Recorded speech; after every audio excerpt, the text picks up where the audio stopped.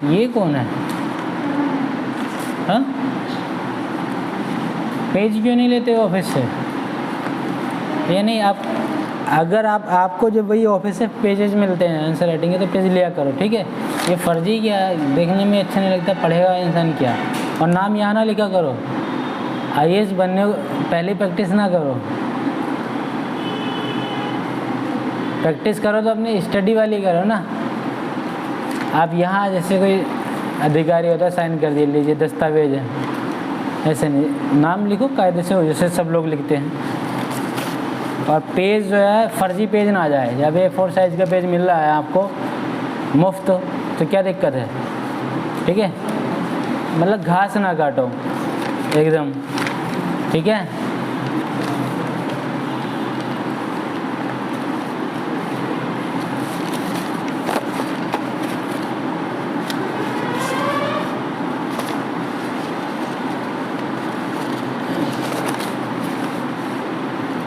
ये answer writing आप लोग घर पे ले जाके यूँ ही फेंक देते हो क्या?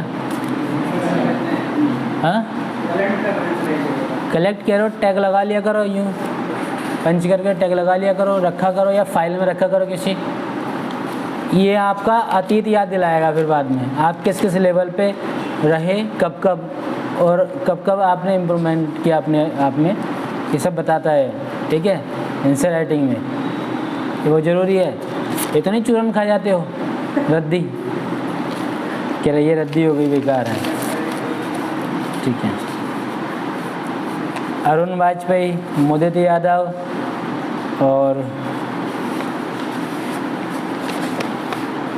बस अरुण वाजपेयी और मुदित यादव। थोड़ा सा आप लोगों को बेटा भाई राइटिंग पे थोड़ा सा ध्यान देना है, ठीक है। बाकी सब लोगों की राइटिंग एकदम बढ़िया है, बिंदास है। राइटिंग आपकी बढ़िया, पढ़ने में आती है, अब ठीक ठाक आती है, ऐसे नहीं कि पढ़ने में ही नहीं आती, बेकार नहीं है। मतलब और भी ध्यान दोगे अच्छा तो और बेहतर कर जाओगे। राइटिंग अच्छी है, बेकार नहीं है, सब स्पष्ट समझ में आ रहा है, पढ़ने में आ रही है जी। मगर मैं चाहता हूँ थोड़ा और अगर सुधार हो सके तो वो कर लो, ये भी ठीक है।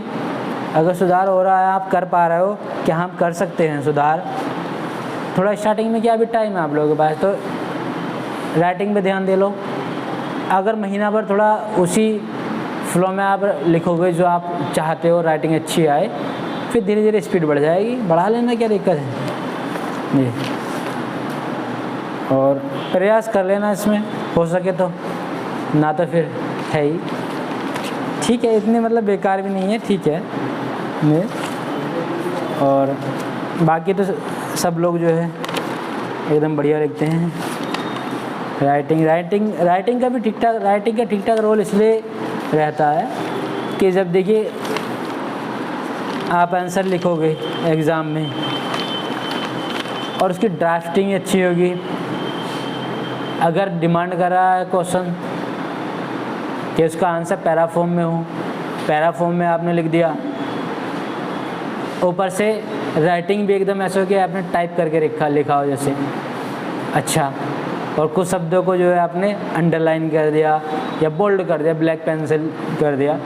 हाइलाइटर का इस्तेमाल नहीं करना हुआ ज़्यादा, कि ज़्यादा भी जो है, ज़्यादा श्रृंगार भी जो कुरूप बना देता है, ठीक है। ज़्यादा आप क्रीम पाउडर लपेट लोगे पूरा मुंह पे गोरा होने के चक्कर में, तो कुरूप लगोगे, नहीं लगता ऐसा? तो ज़्यादा नहीं है। अगर कोई ऐसा शब्द है तो जहाँ आप सोचते हो कि हाईलाइट करना है, तो उसको ब्लैक पेन से लिख लो, और ज़्यादा करना तो अंडरलाइन में कर लो, और अंडरलाइन सीधी हो, ये ना कि टेढ़ी मेढ़ी हो, ये ना पता चले कि ये शब्द के ऊपर खींची हुई है या शब्द के नीचे खींची हुई है, ठीक है। हाइलाइटर का तो इस्तेमाल करना सही नहीं है, ज़्यादा सही नहीं है।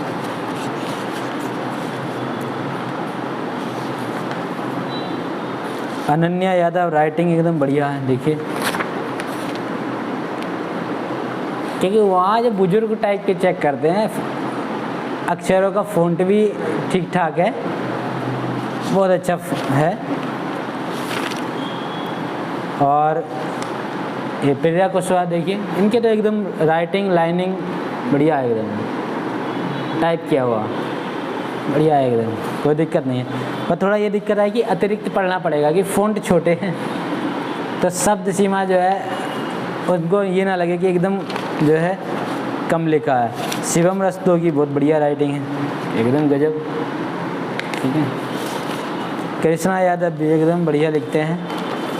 कृष्णा यादव तो ऐसे लिखते हैं जैसे वो हिंदी टाइपिस्ट वाला होता है, एकदम बढ़िया छाप छाप के अक्षरों का ही वही हिंदी वाले वही लिखते बनाते वही हैं, बढ़िया है एकदम। और चंचल राइटिंग एकदम बढ़िया है, चंचल देखिए बढ़िया राइटिंग है।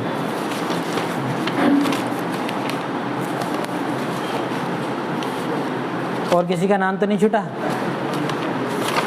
क्या विद्रोह कर दो कि क्रांति होगी अब तो? अच्छा, कल जो एक आंसर राइटिंग दिया था तो आप लोगों ने अगर उसको चाहते तो अच्छा, एक बच्चे ने बनाया था यार इटली का पूरा मैप बनाया था, हाँ वेरी गुड मिला था ना, एक गजब। और किसी को मिला था वेरी गुड? और किसी को नहीं मिला होगा? हाँ चित्र और बनाते तो अच्छा रहता है। हाँ चित्र नक्शा मतलब बनाना मिला था। राइटिंग पे तो मिल जाता है थोड़ा बहुत। तो आप लोग जो है जहाँ आगे ज़रूरत है मैप की, मैप से क्या होगा, एक तो आपका जो है टाइम भी बच जाएगा ज़्यादा लिखने का। किसमें? क्रीमिया युद्ध का कहाँ है वे? एक ही था क्या? दो थे? कौन सा दिखा उन्होंने?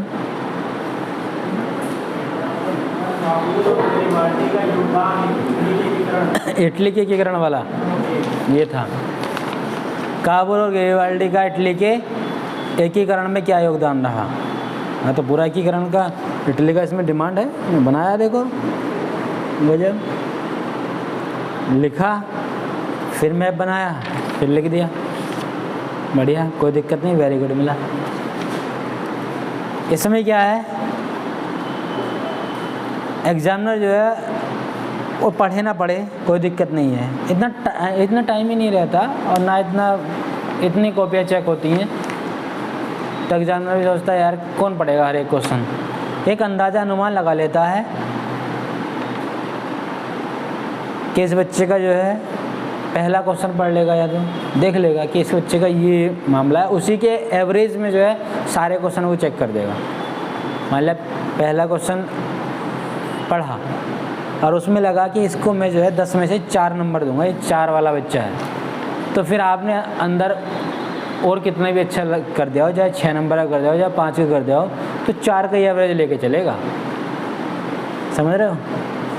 इसलिए जो है कोशिश करो कि पहले वाले क्वेश्चन जो है वो भी मतलब सही हो, सही से मतलब ये है कि ठीक से ड्राफ्टिंग वगैरह हो, ठीक से आप जो सबसे अच्छा करना जानते हो, जो सबसे आपको पता है कि मैं परफेक्ट कर दूंगा, ठीक तरीके से कर दूंगा, तो सबसे पहले उसको कीजिए। ये बंद कर दीजिए।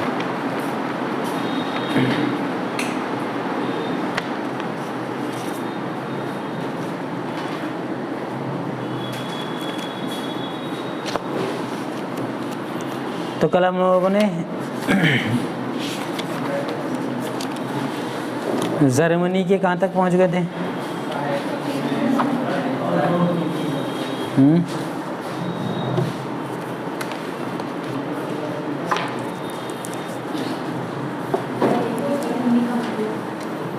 अच्छा, ज्योग्राफी में कुछ याद है आप लोगों की? नहीं याद है? क्वेश्चन कर लें? हाँ सोच लो।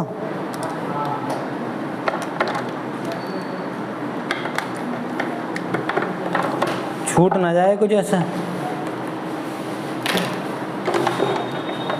रिवीजन आप लोग करते हो नहीं? अगर रिवीजन करते हो तो तब बताएंगे तुमको।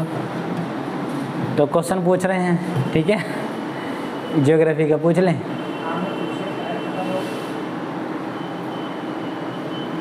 ठीक है, आर्द्रता जो होती है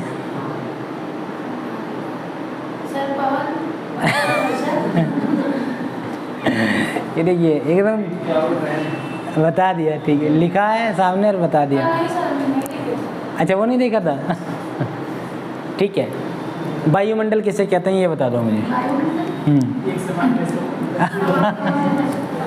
अच्छा अच्छा हाँ ठीक ठीक ठीक ठीक बेटा ठीक काट लो घास काट लो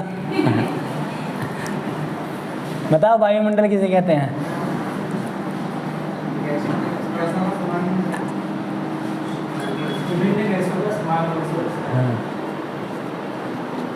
गैसों का समांगी मिश्रण, होमोजीनियस मिक्सचर ऑफ गैसेस लिखा था मैंने, कोई दिक्कत नहीं।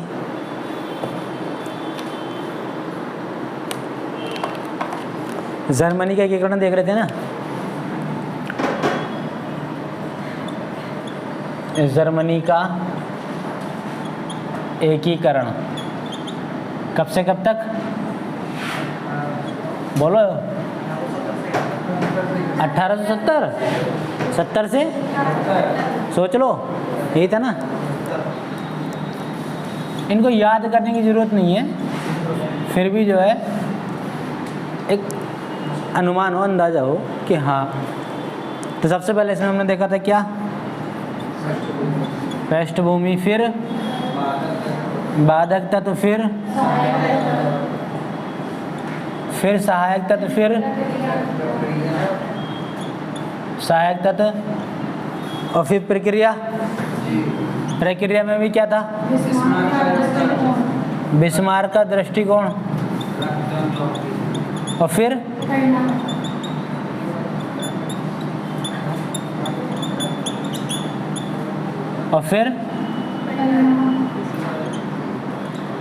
परिणाम की बात कर रही हैं, ठीक है। ये तो था। परिणाम में भी क्या था, यूरोप का नया स्वामी, ठीक है, ये तो था।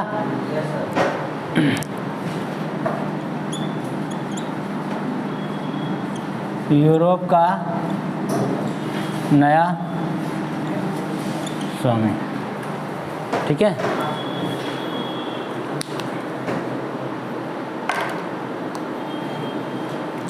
पृष्ठभूमि समझ लेते, बाधक तत्व समझ लेते, सहायक तत्व समझ लेते। अब प्रक्रिया या बिस्मार्क का दृष्टिकोण, और बिस्मार्क के दृष्टिकोण की अगर बात करें तो बिस्मार्क कौन सी नीति चाहता था, कौन सी नीति अपनाता था उसको? रक्त एवं लोहे की नीति, मतलब ये अर्थात युद्ध की नीति। और इस युद्ध की नीति के चलते उसने जो है डेनमार्क, ऑस्ट्रिया और फ्रांस से युद्ध किया। क्यों किया? ताकि इटली जर्मनी का एकीकरण संभव हो सके, ठीक है। बिस्मार्क का मानना था कि देखिए अब भाषण या बड़ी बड़ी बातें करने से जो है अपना जर्मनी का एकीकरण होने वाला नहीं है, ठीक है। अगर हम भाषणों की बात करें, आदर्शों की बात करें या बहुमत की बात करें तो उससे जर्मनी का एकीकरण संभव नहीं है। उसके लिए जो है युद्ध की नीति अपनानी पड़ेगी, युद्ध करना पड़ेगा। बिस्मार्क का सीधा नज़रिया था कि जिससे वो युद्ध करेगा, जिससे युद्ध करता था तो अपने शत्रु को मित्र विहीन बना दिया करता था। मतलब कि कोई भी, क्योंकि पता है कि जर्मनी की जो सैन्य शक्ति बड़ी कमज़ोर थी, किसी से डायरेक्ट लड़ नहीं सकते थे। जब लड़ नहीं सकते थे तो कम से कम दुश्मन को जो है, कितना भी कमज़ोर दुश्मन है उसको अगर किसी का सहायता मिल जाएगी, किसी अन्य राष्ट्र की सहायता मिल जाएगी तो वह हावी हो जाएगा, जीत जाएगा। तो बिस्मार्क का दृष्टिकोण ये था कि जैसे ही पता चला कि ये उससे मिलने वाला है, तुरंत उससे जाके खुद ही जो है अपना कूटनीतिक तरीके से जो है वार्ता किया और बताया कि आप हमारा साथ दीजिए और आपको जो है बदले में हम ये क्षेत्र या ये राज्य आपको बदले में दिया जाएगा। बिस्मार्क का ये नज़रिया था कि शत्रु को जो है मित्र विहीन बना देना, ठीक है। उसी क्रम में जब जर्मनी के जो शासक विलियम प्रथम हुए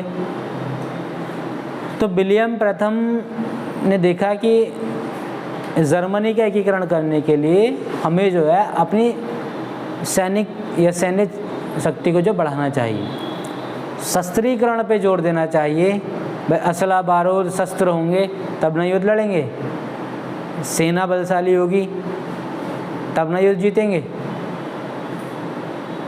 तो इसी के क्रम में विलियम प्रथम जो शासक थे उन्होंने अपने संसद से कहा कि भाई मुझे जो है शस्त्रीकरण के लिए, सैन्यकरण के लिए नए नए हथियार आधुनिकीकरण करने के लिए मुझे धन चाहिए, बजट चाहिए।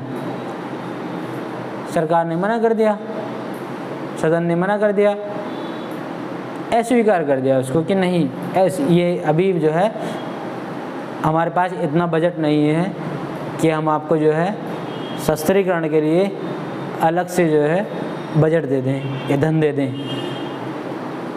अब उसने देखा ये मेरी बात तो मानेंगे नहीं, उसने वही बिस्मार्क जो प्रधानमंत्री बना, बिस्मार्क को ये कार्य दे दिया कि भाई तुम देखो बिस्मार्क, तुम निपटो इनसे। बिस्मार्क प्रधानमंत्री था, बिस्मार्क ने कहा ओके हो जाएगा काम। ये कैसे अनुमति नहीं दे रहे, कैसे स्वीकार कर दिया, हो जाएगा, आप चिंता ना करो श्रीमान जी, मैं स्वयं नष्ट हो जाऊंगा किंतु संसद के इस संघर्ष में आपका साथ नहीं छोड़ूंगा। उसने ये शब्द कहे। इसी क्रम में जो है बिस्मार्क ने जो है संसद के उच्च सदन से वार्ता की और बताया कि देखिए जनता जो है अब उदारवादी नज़रिया नहीं चाहती। भाई कभी आप सोचो कि जो है प्यार प्यार से बात बन जाएगी या कोई हमारा जो है हमको आज़ाद कर देगा, ना ऑस्ट्रेलिया मानेगा, ना फ्रांस मानेगा, ना इटली मानेगा, कोई फ़ायदा नहीं है। जब तक हम अपनी सैन्य शक्ति मजबूत नहीं करेंगे, युद्ध नीति नहीं अपनाएंगे, तब तक मामला बनेगा नहीं। अब ने वार्ता की और स्वीकृति ले ली। तभी से जो है बिस्मार्क ने अपना सैन्य शक्ति पर बल दिया और उसका आधुनिकीकरण करना प्रारंभ कर दिया। ठीक है, उसके बाद डेनमार्क से युद्ध किया, डेनमार्क से युद्ध किया। अब डेनमार्क के कुछ क्षेत्र रहे जिसमें स्लेस्विग और होलिस्टन ये क्षेत्र थे। इन क्षेत्रों पर जो है बिस्मार्क ने अपना डेनमार्क के विरुद्ध सैन्य कार्रवाई कर दी और इसमें विजय प्राप्त की। दरअसल डेनमार्क के ने जो है अपना नियंत्रण स्थापित करना चाहा था जर्मनी के क्षेत्रों पर, और बिस्मार्क जो है अब अपना सपना तोड़ना नहीं चाहता था, अधूरा नहीं रखना चाहता था कि किसी भी तरह से जो है ये एकीकरण का सपना जो है टूट जाए। ठीक है, इसलिए ना चाहते हुए भी ऑस्ट्रिया से मिला और ऑस्ट्रिया को लालच दिया कि आपको जो है हॉलस्टाइन का क्षेत्र प्राप्त हो जाएगा।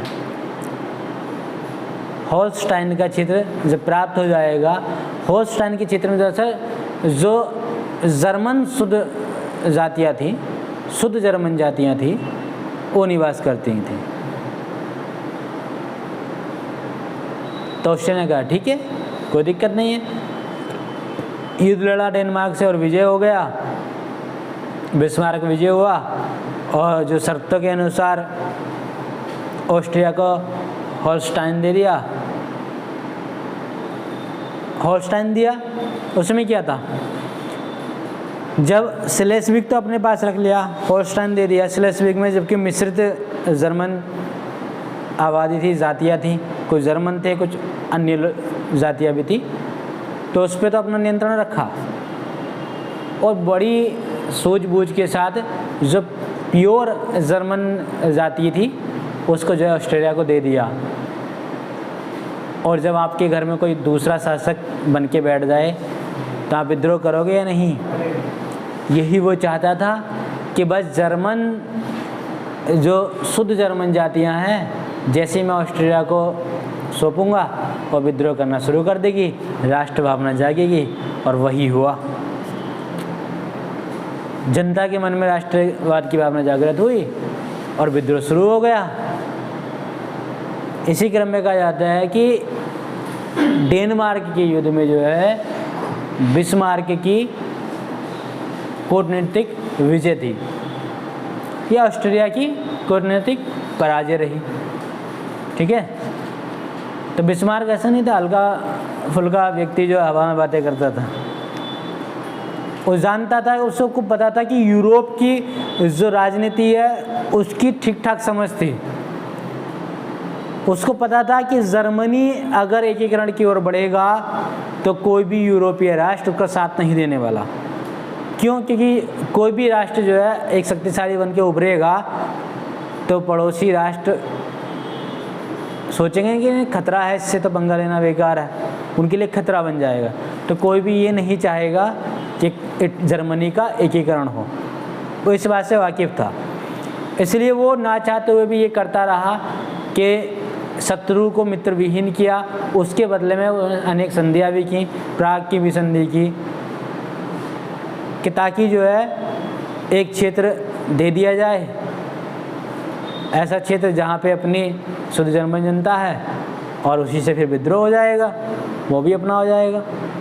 इसी के बाद जो है फिर ऑस्ट्रिया से युद्ध हुआ। उसका ऑस्ट्रिया से युद्ध हुआ 1866 में, जिसको सेडोवा का युद्ध भी कहा जाता है। ठीक है, जिसको सेडोवा का भी युद्ध कहा जाता है। अब इसमें देखा बिस्मार्क ने कि भैया ऑस्ट्रिया से पंगा लेना अब सही नहीं है, क्योंकि पता तो था उसको कि युद्ध होना है, ऑस्ट्रिया से भी होगा। तो उसने पहले ही ऑस्ट्रिया को जो है मित्र विहीन बना दिया, पहले मित्र विहीन बना दिया, और उसने जो है रूस का साथ दिया।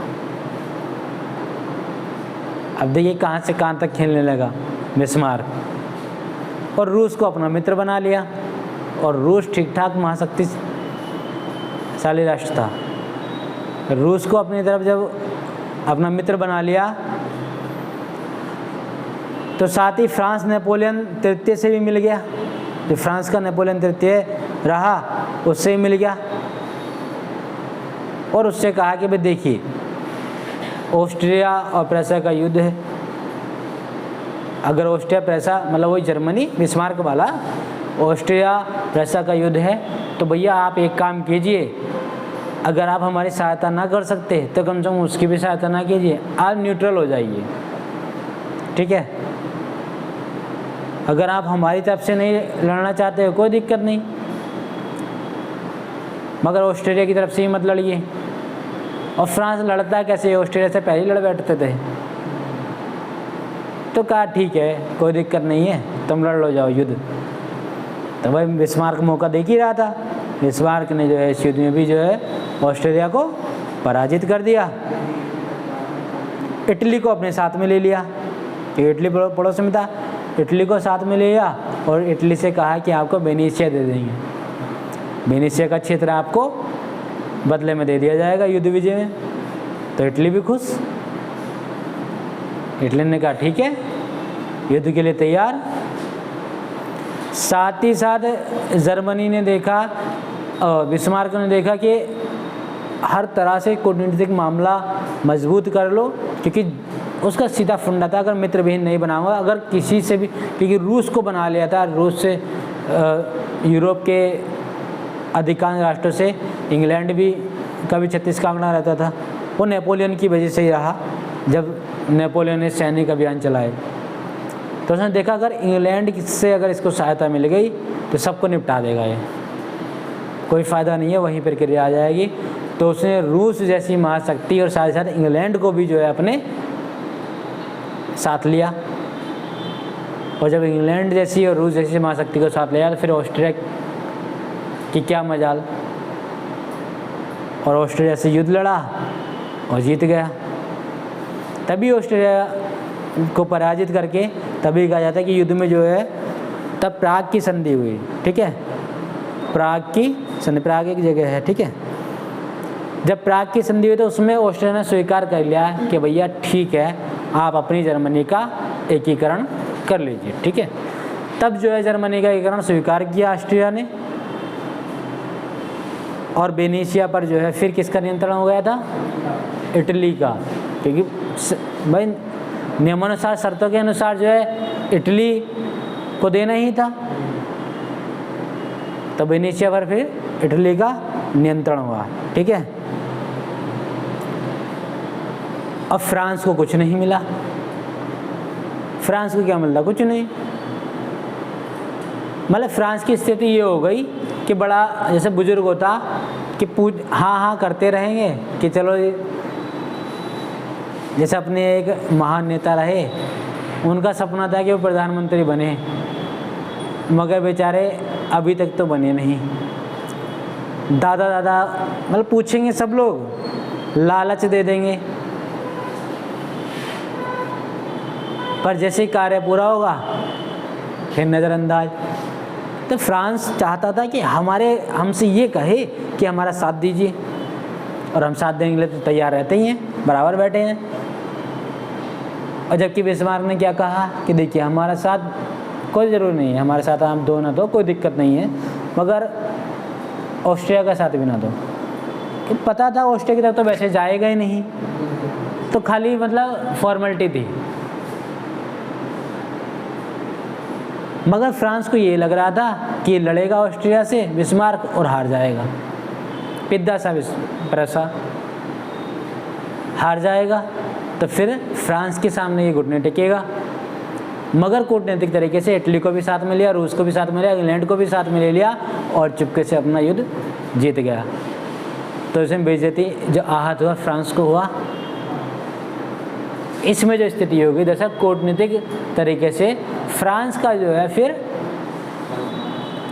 प्रभुत्व या जो फ्रांस का एक मान सम्मान बना हुआ था यूरोप में, वो क्या हुआ? कम हुआ। ऐसा कि ये कह सकते हैं कि फ्रांस की इसमें कूटनीतिक पराजय हुई। जब ऑस्ट्रिया से सेडोवा का युद्ध हुआ तो उसका परिणाम ये निकला।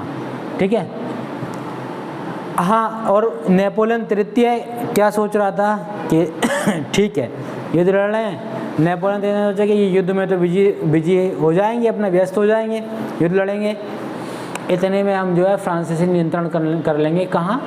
राइन भूमि पर, राइन क्षेत्र पर। जो राइन नदी है जो जर्मनी की पवित्र नदी है, तो वो ये सोच रहा था। क्योंकि बिस्मार्क ने अपनी कूटनीतिक तरीके से सबको अपने साथ ले लिया था, तो युद्ध का फिर एक तरफा युद्ध हो ही गया, सारी शक्तियाँ की तरफ थी, फिर क्या मतलब था। और राइन भूमि पर जैसे कब्जा फ्रांसीसियों ने करना चाहा, तो वहीं से बस राष्ट्र भावना जर्मन लोगों के बीच में जागृत हुई। और यही बिस्मार्क भी चाहता था कि किसी न किसी तरह से राष्ट्र भावना जो है जागृत हो, और वही हुआ, राष्ट्र भावना जागृत हुई, फ्रांस अपना सा मुंह लटका के फिर रह गया। ठीक है, और इसी क्रम में जो है फ्रांस नाराज़ हो गया कि भाई पराजय भी हो रही है। फ्रांस को स्टार्टिंग में आप देख रहे हो, चाहे वो फ्रांस की क्रांति हो, वो अपने वर्चस्व की लड़ाई लड़ता रहा, अपने वर्चस्व की लड़ाई लड़ता रहा, चाहे वो अमेरिकी क्रांति में हो। मतलब ना चाहते हुए भी ये पता था कि हमारी आर्थिक स्थिति कमज़ोर हो जाएगी, तब भी अमेरिका से युद्ध किया। और वही फिर नेपोलियन आया, तो उसने अपने साम्राज्यवादी नीति के तहत जो है, चाहे छोटा बड़ा कोई भी राष्ट्र रहा, चाहे वो यूरोप के हों, और वही इंग्लैंड के खिलाफ जो है महाद्वीपीय व्यवस्था लागू भी कर दी। वर्चस्व की लड़ाई हमेशा लड़ता रहा। इसी के क्रम में जो है फिर फ्रांस से युद्ध होता है, फ्रांस से जर्मनी का युद्ध होता है, जिसको बोलते हैं सेडान का युद्ध। सेडान का युद्ध 1870, मतलब ऑस्ट्रिया युद्ध के लगभग 4 साल बाद ये युद्ध हुआ। ठीक है, तो अब सीधी सी बात है, इसमें जो है फ्रांस चाहता था कि जो मेरी कूटनीतिक पराजय हुई थी उसका बदला लेना है। ठीक है, उसका बदला लेना चाहता था। बिस्मार्क ये जान गया था कि भाई अगर जो है जर्मनी का एकीकरण करना है, तो मैं उत्तर के राज्य को तो संभाल लूँगा, पैसा बर्लिन ये वाला तो मैं संभाल लूँगा, मगर दक्षिण के राज्य को भी एकीकृत करना ज़रूरी है। अब बिस्मार्क इस चीज़ को समझ गया था कि अब जो है हम मामला संभाल लेंगे अगर ये जर्मनी के अन्य राष्ट्र भी, छोटे छोटे राज्य भी क्या हुआ, साथ आ जाए, जर्मन राज्य सब एक जगह आ जाए, तो फिर हम फिर फ्रांस को भी देख लेंगे, कोई दिक्कत नहीं होगी। इसलिए जो है बिस्मार्क ने जो दक्षिण के राज्य रहे जर्मनी के, उनको भी अपने साथ लेना चाहा। ठीक है।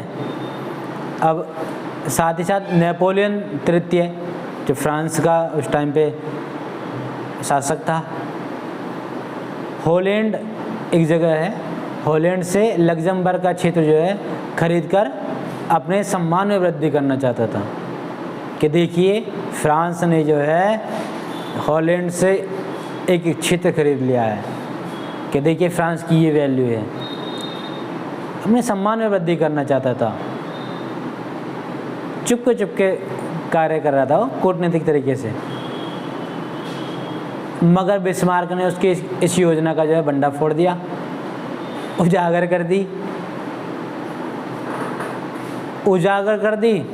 तो जब कोई मामला रहेगा, भाई कोई क्या क्षेत्र खरीदना चाहेगा, पता है कि कमज़ोर है, हॉलैंड कमज़ोर क्षेत्र है, इस पर अपनी इच्छा अनुसार जो भी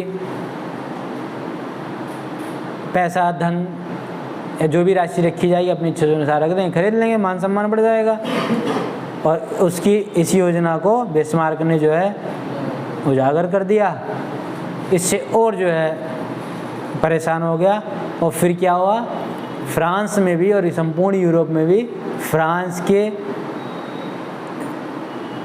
जो लोकल या स्थानीय या जितने ही समाचार पत्र थे, सब में जो है फ्रांस की क्या होने लगी, आलोचना होने लगी कि देखिए फ्रांस तो ऐसा है, छोटा बच्चा समझ के जो है इसको चुपके मतलब खरीद रहा था, क्या नीति है इसकी, एक गरीब को तो रहने नहीं देगा। तो समाचार पत्रों में भी फ्रांस की आलोचना होने लगी, इससे और परेशान हो गया। इससे क्या हुआ, और राष्ट्र भी फ्रांस का फिर साथ देने से पहले ही नाराज थे, महाद्वीपीय व्यवस्था से मुक्त व्यापार नहीं हो रहा था नेपोलियन के ज़माने से। इससे और परेशान हो कि भैया इनका तो रवैया ऐसे ही रहता है, इनसे तो दूर ही रहो, और परेशान हो गया। ठीक है, आलोचना होने लगी,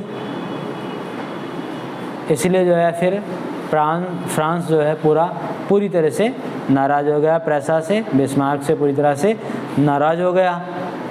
ठीक है। अब फिर बात आती है स्पेन।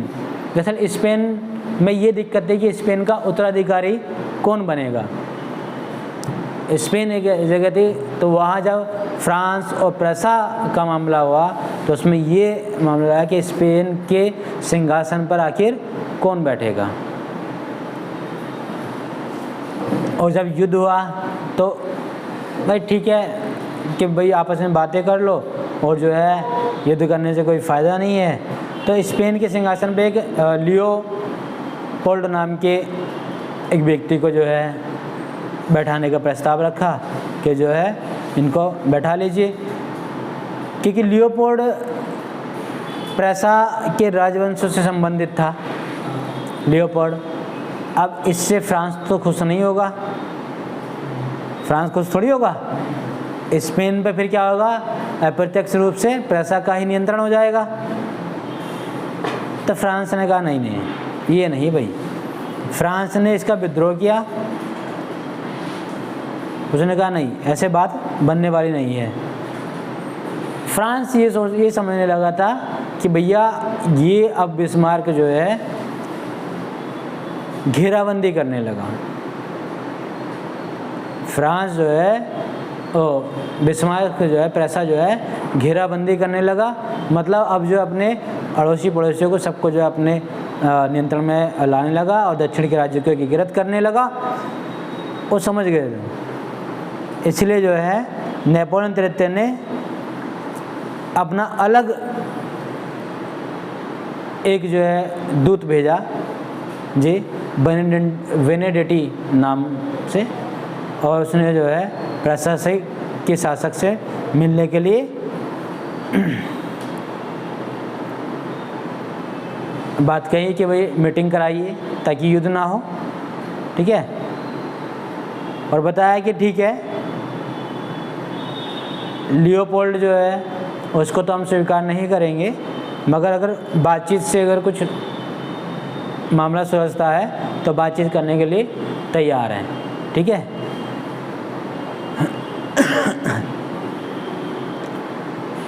उसको एक्स बोला जाता है, एक्स का तार, मतलब जिससे संदेश, जैसे दूत होते हैं, पहले क्या आता था, एक वो लेके आते ना, चिट्ठी खोलते थे, ठीक है, तो उसको एक्स बोला जाता है, एक्स का तार। एक्स मतलब वो नहीं गर्लफ्रेंड या बॉयफ्रेंड, ठीक है, कि एक्स का तार आया, एक्स का मैसेज आया, तो उसको एक्स का तार बोला जाता था, ठीक है। इसी क्रम में जो है ये तीनों युद्ध रहे और फ्रांस ने जो है कूटनीतिक तरीके से आखिर सेडान के युद्ध में तो विजय प्राप्त कर ही ली थी। कूटनीतिक तरीके से फ्रांस ने प्रेशर के खिलाफ जो है इसमें भी युद्ध की घोषणा कर दी और फिर युद्ध हुआ। जी फिलहाल इतना दिख लें, ठीक, फिर वही आज कंप्लीट तो कर ही देंगे हम, तो जितना आप समझ लिए उतना लिख दें। इसके बाद में बिस्मार्क की नीति भी इसी में है, दृष्टिकोण तो ये है बिस्मार्क की नीति क्या रही। बिस्मार्क की नीति की अगर बात करें, बिस्मार्क की नीति तो आप समझ ही लिए होंगे। बिस्मार्क की सीधे सीधे लो एवं युद्ध की नीति रहती, रक्त एवं लोहे की नीति, या अर्थात युद्ध की नीति रहती थी, शत्रु को जो है मित्र विहीन बना देना, यही बिस्मार्क की नीति थी। सेडान का युद्ध के अगर परिणाम की बात करें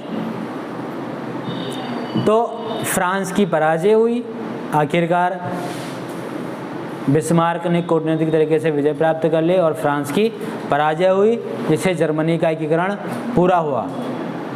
यही वो फ्रांस जब इसमें पराजित हुआ, वर्चस्व की लड़ाई थी, बदला लेना चाह रहा था, तो अब पूरा जर्मनी बिस्मार्क ने पूरा एकदम अच्छे तरीके से राजमहल में, जो फ्रांस कभी अपने सम्मान के को ऊँचा करना चाहता था और हर प्रत्येक राष्ट्रीय राज्य से जो है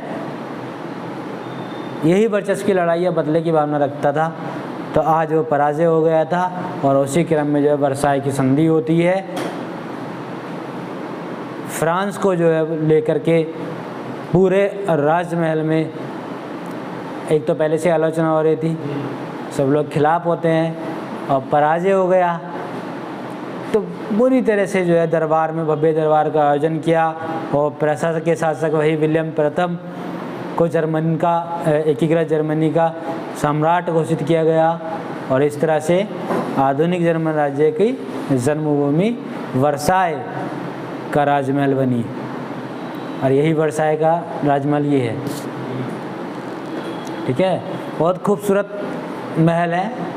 इसी दरबार में, इसी राजमहल में जो है वर्साई की संधि हुई, यहीं पूरा भव्य आयोजन हुआ।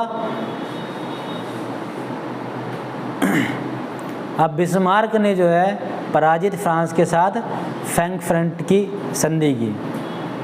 इसके तहत जर्मनी ने जो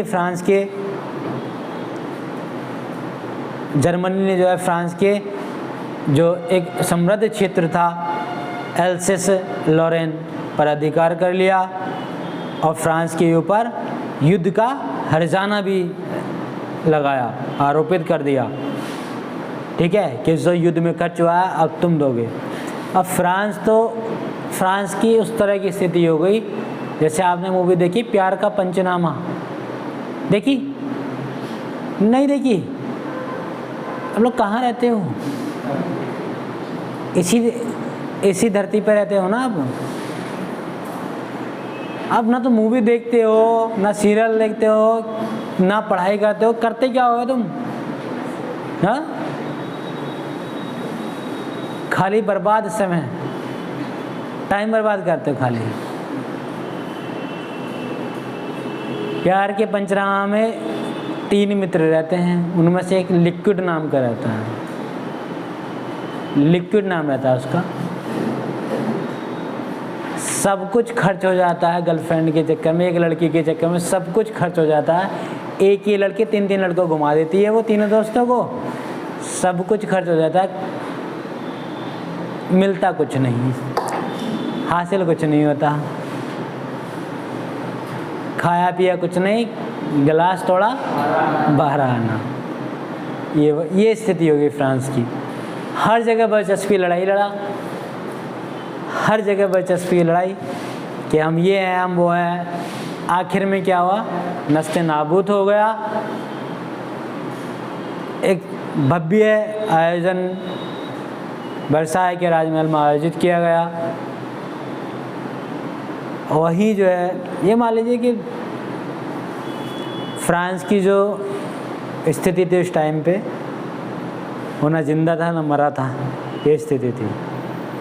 साथ ही साथ जो है अर्थव्यवस्था भी तोड़ दी गई। युद्ध हर्जाना पूरा आरोपित कर दिया गया फ्रांस पे कि अब तुम दोगे। बहुत लड़ना चाहते थे युद्ध, आओ लड़ो। इसी संदर्भ में ये कहा गया कि सेडान के युद्ध ने यूरोप को एक नया स्वामी,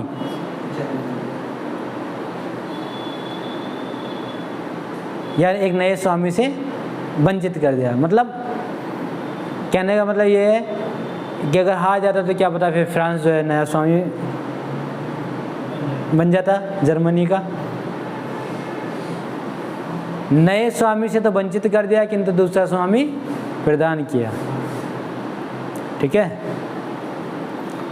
सम्राट कौन घोषित हुआ, वही विलियम प्रथम। ठीक है, तो ओवरऑल ये पूरा मामला था जर्मनी के इतिहास का। पूरी प्रक्रिया समझ लिए। ठीक, अब पूरा जर्मनी कंप्लीट कर लेंगे, जर्मनी का एकीकरण। फिर उसके बाद में तुलना कर लेंगे जर्मनी की और इटली के एकीकरण की तुलना कर लेंगे। समानता क्या थी, असमानता क्या थी, समानता के बिंदु क्या थे, असमानता के बिंदु क्या थे, इनके बारे में पढ़ लेंगे। और उसके बाद जो है कल से प्रथम विश्व युद्ध कराएंगे। ठीक है, कल से प्रथम विश्व युद्ध कराएंगे।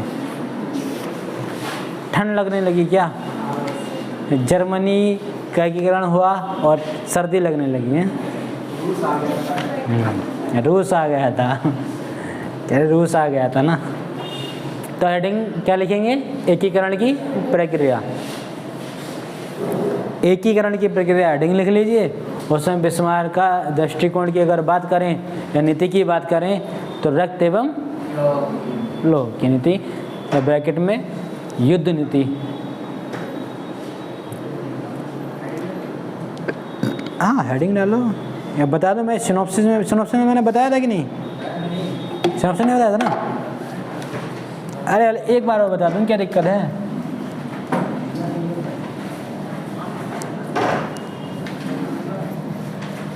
आप पूछो 10 बार पूछो, समझ में ना आए तब भी पूछो, तब तो पूछोगे ही। क्या कराया था। हाँ हेडिंग, युद्ध का विवरण नहीं जोड़ा था ना साथ में, हाँ अच्छा।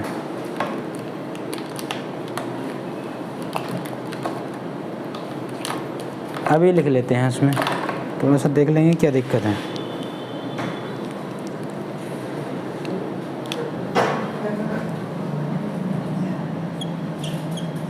एकीकरण की प्रक्रिया, किसका एकीकरण की प्रक्रिया की बात हो रही है, जर्मनी के एकीकरण की प्रक्रिया की बात हो रही है। तो बिस्मार्क का दृष्टिकोण पढ़ेंगे। बिस्मार्क के दृष्टिकोण की अगर बात करें तो बिस्मार्क की नीति क्या थी, युद्ध नीति या रक्त एवं लोह नीति।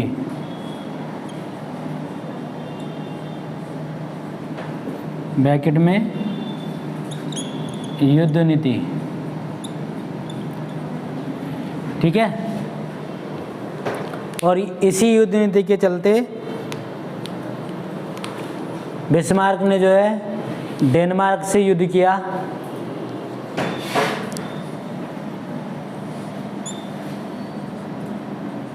डेनमार्क से युद्ध। डेनमार्क से युद्ध किया 1864 में।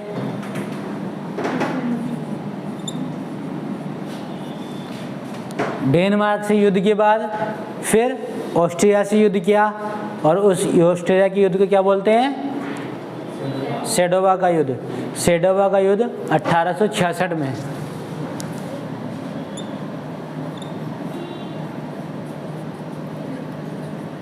ऑस्ट्रिया से युद्ध, जिसको हम सेडोवा का युद्ध कहते हैं, कब हुआ ये? 1866। अब देखिए, जर्मनी बेचारा एक के बाद एक युद्ध कर रहा था। इसके बाद में जो है तीसरा युद्ध होता है फ्रांस से 1870 के में।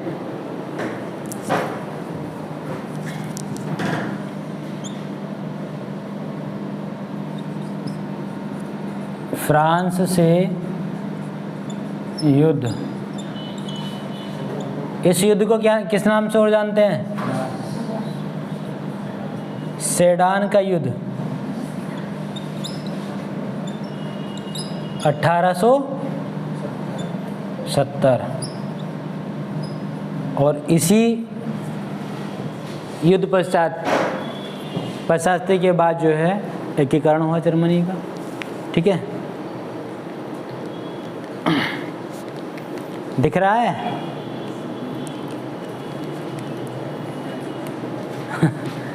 अरे दिख रहा है कि नहीं लिखा हुआ?